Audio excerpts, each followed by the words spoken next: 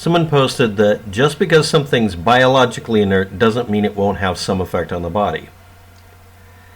That is an interesting way of putting it, but anyway, he says xenon gas is biologically inert, but gives a euphoric effect when inhaled. Biologically inert in the case of physical objects is what I'm discussing. You're discussing a gas. But okay, if you want to push it to this point, xenon gas is not listed as biologically inert. It's listed as chemically inert, or mostly chemically inert. In the most common way of saying it, xenon zero valence elements, noble gases or inert gases, are only mostly chemically inert. And yes, that's a reference to storming the castle. They're not biologically inert necessarily. You can have something that's biologically inert, but it's not chemically inert. You can have something that is chemically inert and still have it be biologically not inert. They're different things. As far as the human body is concerned, you can have a material in your body that has no effect. Specific types of plastic come to mind. But they are not chemically inert. They will react to oxygen environments. They will burn, that sort of thing. They're not zero valence materials.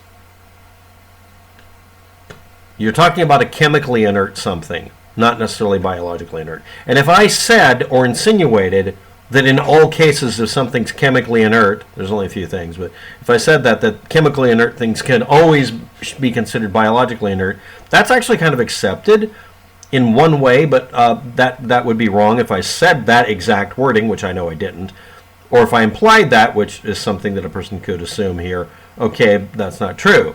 So you could say, if you want to push it, you win an argument by saying I made a mistake by not pointing out every fucking combination of reality. So I'll do it in this video. You're wrong because xenon gas, by definition, isn't biologically inert, because it does have an effect, because you note that. It's also able to be used, I didn't know this because it's not used often, but it is able to be used, even though it's expensive, for anesthesia, for an operation. It's just really expensive. But yeah, if something's biologically inert, it means it won't have any effect. We're talking about you're splitting hairs and pushing things so you can be right on the internet. Now, the normal thing people do with that is they just say, yeah, that's nice, and pat you on the head. I don't do that. You're wrong. That's the way it stands, because you said xenon gas is biologically inert and then noted that it isn't. You just posted that it isn't an inert material to the human body in a certain way. Now, I will point out that if you put a neutral gas, it doesn't have to be chemically or biologically inert, but a neutral gas that the human body can absorb temporarily without any action. It can be something that can suffocate somebody. That's a whole other Wikipedia article. Next, there's a paper that you can look up on specifically xenon gas not being biologically inert and noting that it's mostly chemically inert. And yes, if I said that, and I know I didn't, but if I said if something's chemically inert, it can't have any biological effects, that's not accurate. I don't think I said it. I'm very sure I didn't. But if I've ever said it, or if you want to insinuate that, then okay, we'll say I was wrong. So you feel better. Now I'm patting you on the head.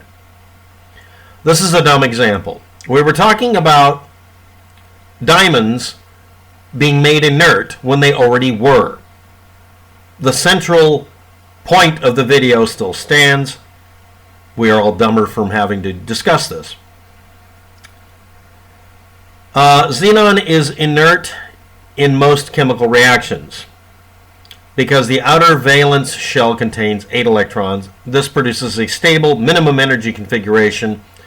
The outer electrons are tightly bound, so it doesn't react very easily. However, there are compounds of xenon that have been made. So it's by definition only mostly inert. That's about it. That's the video for the day, I guess, right? So the title will be Xenon gas is not biologically inert and is an inert gas mostly. I'm just going to put in my response as the title. but thank you for needing to do this when we were talking about a lie told by somebody who calls himself Mobius CERN, who said that they'd recently invented inert diamonds. They've always been inert biologically, and that was the claim. The claim is bullshit. Disprove my debunking of the claim. Prove that diamonds at one time were not biologically inert. Yes, I also mentioned that in the video, that if you give them really rough, pointy edges, they'll aggravate a human body just like any other material will. So under those special conditions, I also acknowledge that they would become not biologically inert, at least not really. Thanks for watching. Have a good day. Good luck.